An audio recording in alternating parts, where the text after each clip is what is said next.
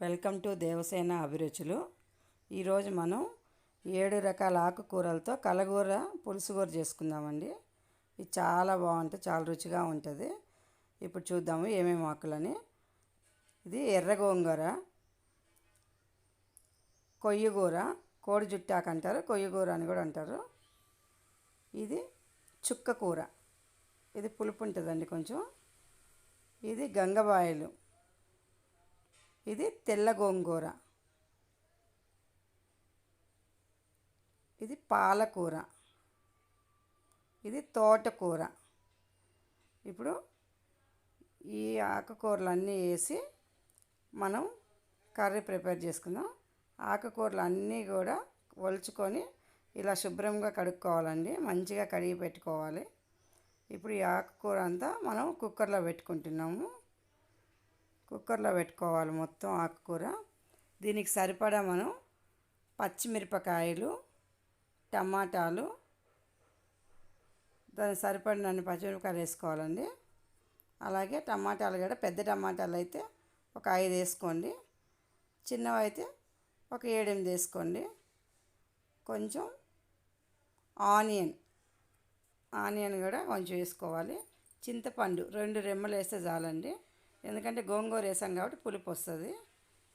ఇప్పుడు ఇవన్నీ పెట్టి 1 స్పూన్ పసుపు వేసుకోవాలి, 1 స్పూను సాల్ట్ వేసుకోవాలి. సాల్ట్ కూడా ఉడికేటప్పుడు వేస్తేనే బాగుంటుంది. 1 స్పూన్ సాల్ట్ వేసుకుందాము. ఇప్పుడు ఇవన్నీ ఉప్పు, పసుపు, పచ్చిమిరపకాయలు, టమాటాలు, ఆకుకూర అన్నీ ఒకేసారి పెట్టేసి మనకు కావాల్సినన్ని కొన్ని వాటర్ పోసుకొని సరిపోదండి, ఎందుకంటే ఆకులో ఆల్రెడీ వాటర్ ఉంటాయి కాబట్టి కొన్ని వాటరే పడతాయి. ఒక 1/2 గ్లాస్ వాటర్ పోయండి, సరిపోతాయి. 1/2 గ్లాస్ వాటర్ పోసుకొని కుక్కర్ మూత పెట్టి విజిల్ పెట్టి ఒక 5 విజిల్స్ వచ్చే వరకు పెట్టుకోండి, ఎందుకంటే పచ్చిమిరపకాయలు అవన్నీ ఉడకాలి కాబట్టి ఒక 5 విజిల్ పెట్టండి.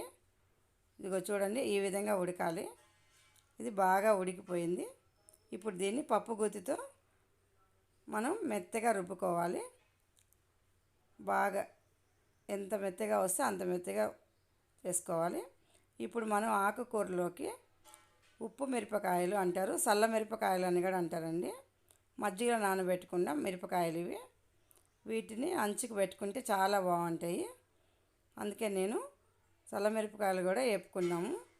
ఇప్పుడు ఇదే నూనెలో ఆకుకూరకి పోపు పెట్టుకుందామండి. ఆవాలు, జీలకర్ర, కొంచెం జీలకర్ర వేసుకోవాలి. ఇప్పుడు ఎండుమిర్చి వేసుకోవాలండి ఒకటి. పోపులోకి ఎండుమిరపకాయ కూడా ఒకటి వేసుకోవాలి. ఆనియన్ వేసుకోవాలి. ఆనియన్ బాగా వేగాలండి, ఇది పోపు అనేది బాగా వేగితేనే బాగుంటుంది. ఇప్పుడు కరివేపాకు వేసుకోవాలి. కరివేపాకు కూడా కొంచెం వేగాలి. ఇప్పుడు ఈ పోపునంతా మనం కర్రీలో వేసేసుకుందామండి. కర్రీలో వేసుకొని బాగా కలుపుకోవాలి. ఇది చాలా టేస్టీగా ఉంటుందండి. ఆకుకూరలు కంటికి చాలా మంచిది కాబట్టి అన్ని రకాల ఆకుకూరలతో కలిపి చేసుకోవడం అనేది చాలా బాగుంటుంది. టేస్ట్ కూడా చాలా మంచిగా ఉంటుందండి. ఇది ఈ విధంగా కలిపేసుకోవాలి మొత్తం. ఇప్పుడు మనం సర్వింగ్ బౌల్లో తీసుకున్నాం. లైక్ చేయండి, షేర్ చేయండి, సబ్స్క్రైబ్ చేయండి. మీరు కూడా చేసుకొని తిని చూసి ఎలా ఉందో కామెంట్స్లో పెట్టండి.